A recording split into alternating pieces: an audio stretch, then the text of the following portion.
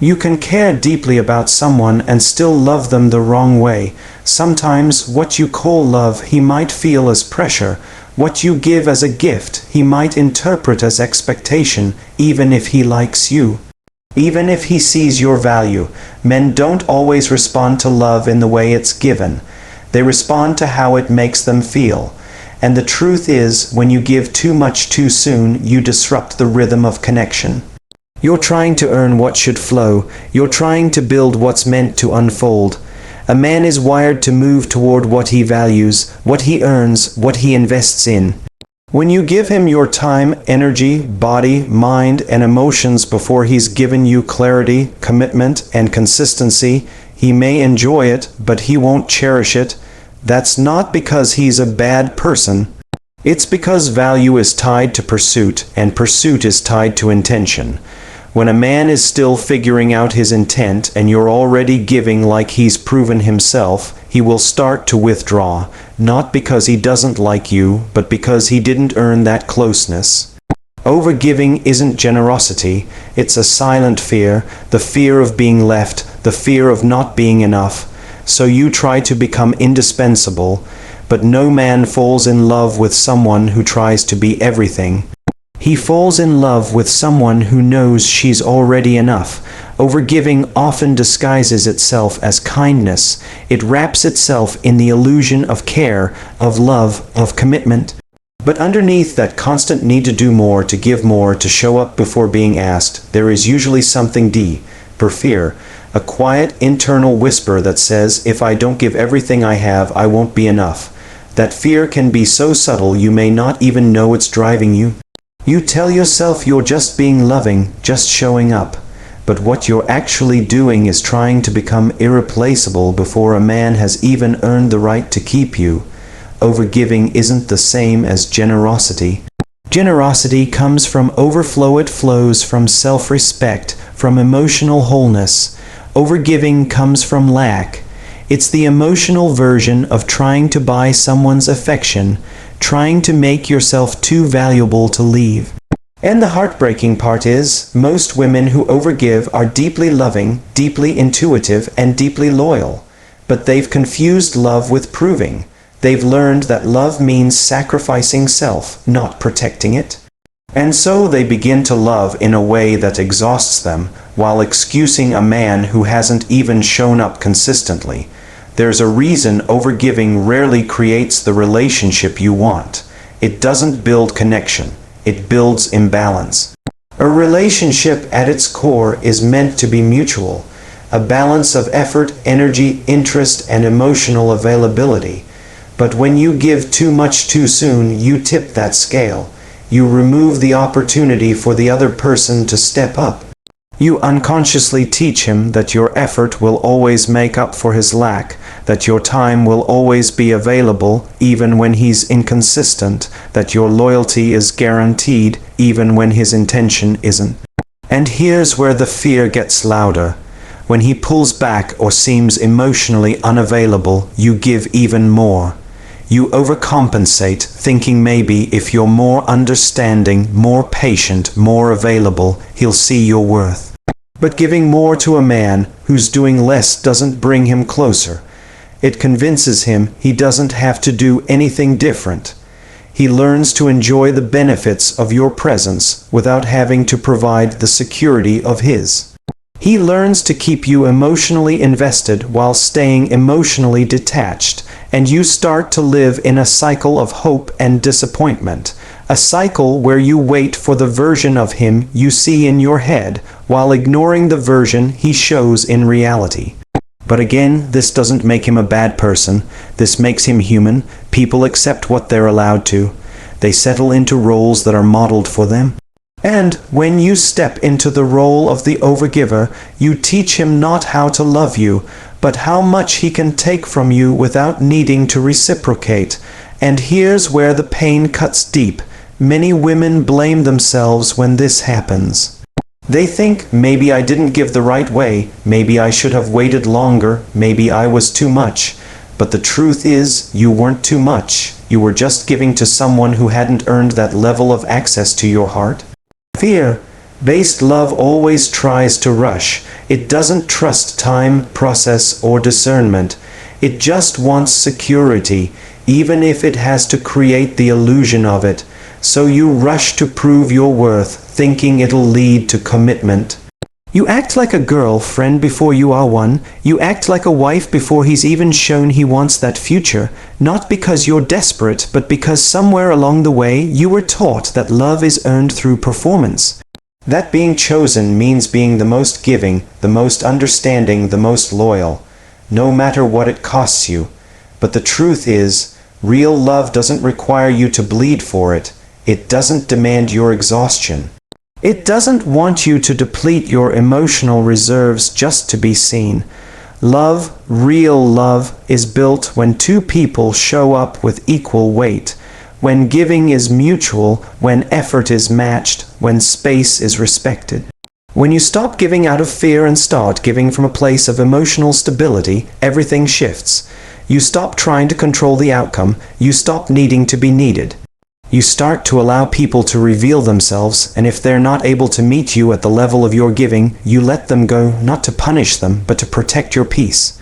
When you start to see overgiving for what it is, you also begin to heal the part of you that thought you needed to overextend yourself to be loved. You begin to ask harder questions. Why do I think I need to do more than he does? Why do I get anxious when I'm not the one initiating?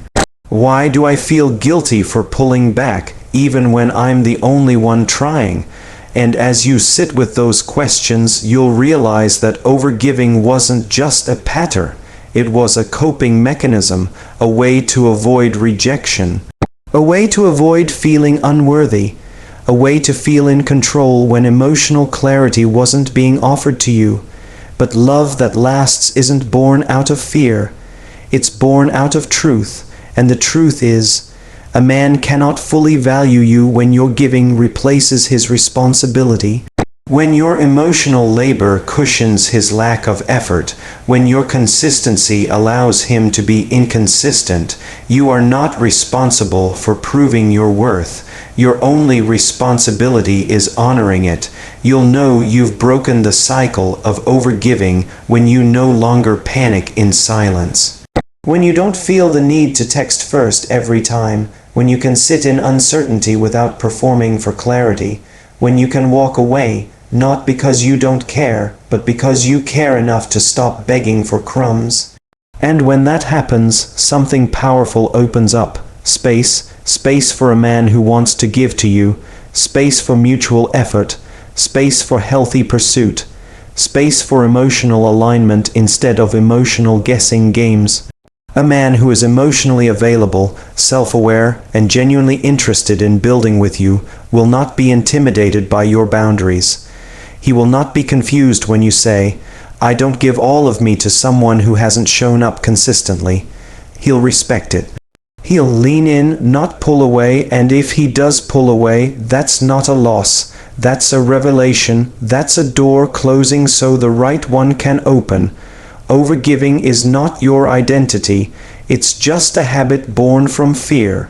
And like all habits, it can be unlearned. The next time you feel the urge to give more just to feel safe, pause, ask yourself, am I giving this from love or from fear? Am I showing up because it's mutual or because I'm afraid he won't?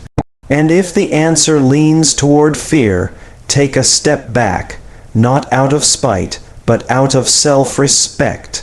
When you give from a place of peace, you create connection. When you give from a place of fear, you create imbalance. And the difference between the two is the difference between feeling seen and feeling used. So remember this, you don't have to give more to be more. You don't have to prove yourself through exhaustion. And you don't have to earn love by abandoning yourself. The right man will not require you to betray your peace to prove your place. He will match your energy, not just consume it. Men value what they work for. Not emotionally manipulating or playing games, but simply letting him do the work of getting to know you, letting him invest emotionally, mentally, and with time, letting him pursue without pressure. Men value what they work for. Not emotionally manipulating or playing games, but simply letting him do the work of getting to know you, letting him invest emotionally, mentally, and with time, letting him pursue without pressure. Your standards don't scare the right man, they filter him. The right man won't run from your emotional boundaries. He'll rise to meet them. If he fades when you stop giving everything, that's your answer. Let him go. The feminine gift is presence, not pursuit. This truth often goes unnoticed in a world that praises action, hustle, and performance.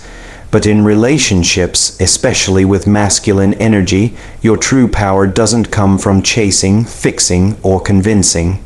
It comes from being, it comes from stillness, it comes from holding your emotional center and allowing space for the right energy to move toward you.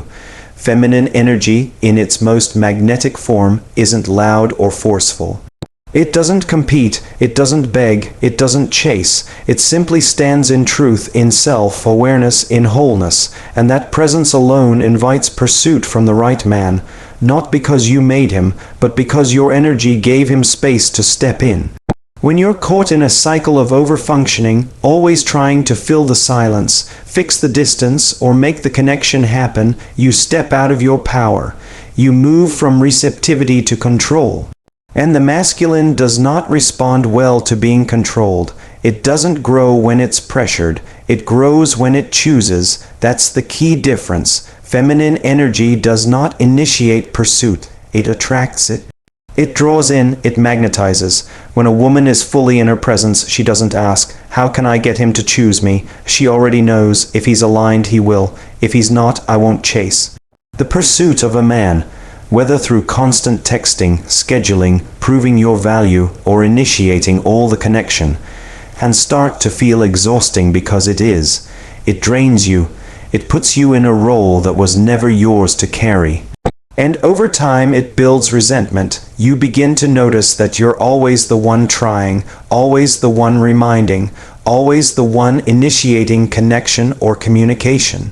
And the deeper truth behind that pursuit is a fear. Fear of being forgotten, fear of being abandoned, fear of not being chosen unless you're always present. But that fear is lying to you. Because the men who are meant for you, who are emotionally available, self-aware, and ready, are not confused by your stillness. They are drawn to it. You have to understand, what draws a masculine man in is not effort, it's energy.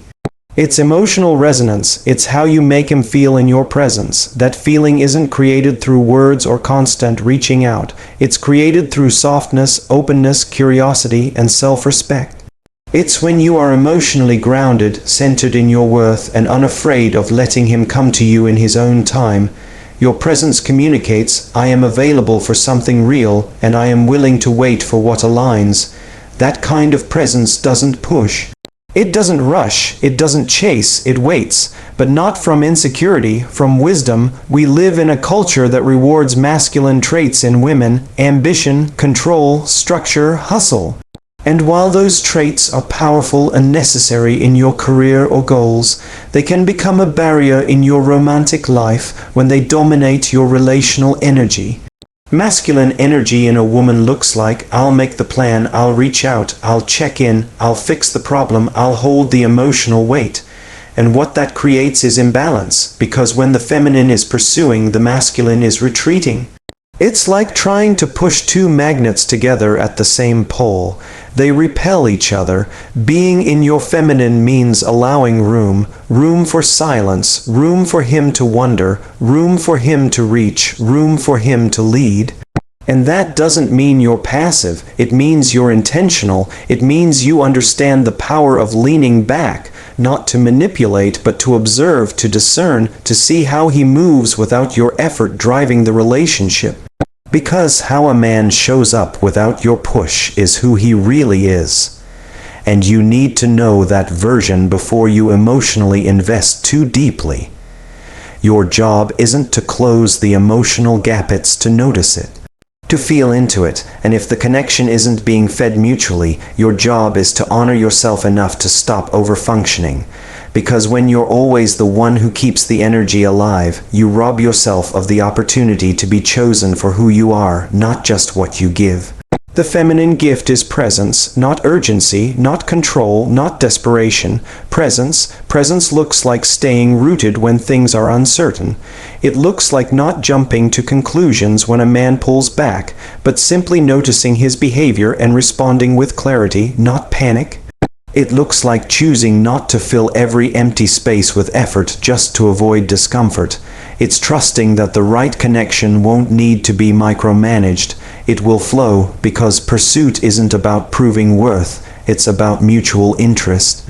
If he's not reaching out, if he's not moving toward you, you don't lean in harder, you lean into yourself, and this is where emotional maturity becomes everything.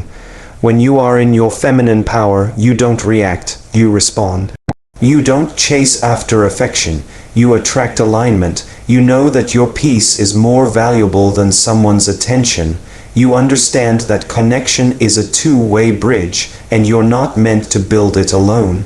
And if the other person isn't meeting you halfway, you're willing to let them go even if it hurts. That's the emotional weight of feminine power, choosing self-respect over temporary closeness. The feminine gift is also deeply intuitive.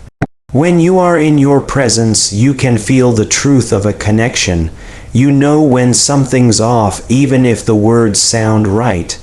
You can feel when someone's showing up out of interest or out of convenience.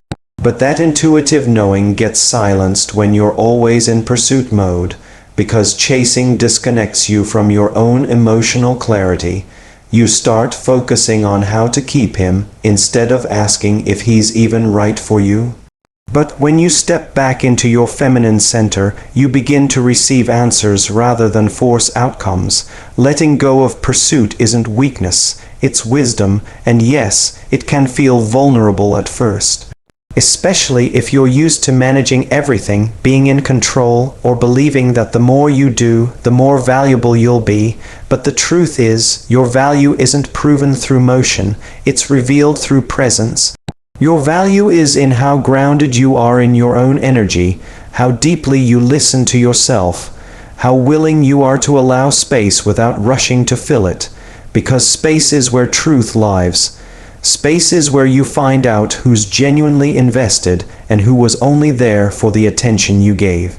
A man who's ready, truly ready, will not need to be pursued. He will pursue, he will reach out, he will create safety, he will initiate clarity, he will invite you into his world, he will want to hold space for your presence. And if he doesn't, that's not your cue to do more, that's your cue to do less. To slow down, to recenter, because the feminine doesn't fear absence. It trusts alignment. Think of it like this. When you walk into a room with calm, grounded energy, people notice. You don't need to talk loudly or wave your hands. Your presence does the work. That's the same in relationships. When you are emotionally centered, not overreaching, not over-explaining, not trying to prove you're enough, your energy becomes undeniable. The right man will feel it, and the ones who don't, they were never ready to hold the space your presence creates. You are not meant to perform for love. You are not meant to earn connection. You are not meant to fight for clarity. Your energy is not meant to chase. It's meant to invite. It's meant to allow. The feminine gift is presence, and the men who are ready will recognize it, rise to meet it, and pursue it. Not because you demanded it, but because your energy made them want to. Let attraction be mutual, not one-sided effort. If he's into you, you won't need to chase. If you're constantly pushing to keep him, he's already half gone. Pull back with grace. If he stays, he's aligned. If he leaves, he never was. Overgiving creates emotional debt, not deeper love. It's one of the most painful truths to confront, especially when your heart is in the right place. You give because you care. You give because you want to make things work. You give because it feels natural to show up with energy, effort, and presence when you love someone. But here's the reality: when giving is not mutual, when it's not matched with consistent intention, effort, and respect, it doesn't create connection. It creates imbalance, and in that imbalance, what forms is emotional debt. The more you give beyond what's being reciprocated, the more emotional weight you carry. while the other person grows increasingly comfortable doing less. There's a moment in every relationship where this dynamic quietly begins. It starts small, you double text when he doesn't reply, you rearrange your schedule around his, you apologize just to keep the peace even when you're not in the wrong. You pick up the slack emotionally. You plan, you follow up, you fill in the gaps, and it feels harmless, like you're just being thoughtful or supportive. But over time that pattern snowballs. It becomes the norm. He starts expecting the effort, he becomes passive, he doesn't need to initiate anymore because you're doing all the emotional labor for both of you, and still, deep down, you hope that if you give more, he'll finally give you what you truly want in return: presence, clarity, commitment, love. But it doesn't work that way. Overgiving doesn't bring people closer. It teaches them they don't have to show up. It teaches them that your needs are negotiable, that your boundaries are flexible, that your energy will always be available, no matter how little they contribute. And while you're trying to build connection through giving, what you're actually doing is building emotional debt that you will eventually pay for in the form of resentment, exhaustion, self-doubt, and disappointment. Because every time you give without receiving, you lose a piece of your emotional balance. You pour from a cup that never gets refilled, and slowly, silently, your self-worth erodes. This kind of dynamic isn't sustainable because it puts you in a role you were never meant to play. You become the emotional caretaker of the relationship. You carry the load of both people's needs. You regulate the emotional climate. You become the one who always tries harder, thinks deeper, reaches further. And while that may feel noble on the surface, it's also deeply lonely. Because no matter how much you give, it never quite feels like enough. Not because you're not enough, but because the person you're giving to isn't truly meeting you. When love is mutual, it feels light, effort is shared, communication flows both ways, you're not guessing where you stand, you're not exhausted from doing the work of two people, but overgiving robs you of that experience. It keeps you stuck in a cycle of trying to earn what should be given freely: love, respect, and commitment. And when you give too much without being met, it sends a silent message: I'll keep working for your love, even if you're not really showing up for mine. That emotional debt doesn't just live in the relationship, it lives inside you. You start questioning your worth. You start wondering if your needs are too much. You feel guilty for pulling back even when you're burnt out. And the worst part is, the more you give, the less the other person feels the need to appreciate it. They don't see your giving as a gift anymore. They see it as a baseline, as expected, as default. And now you're trapped in a pattern where doing less feels like failure, even though doing more is slowly breaking you. It's important to understand that love isn't proven through sacrifice alone. Real love is proven through mutual investment.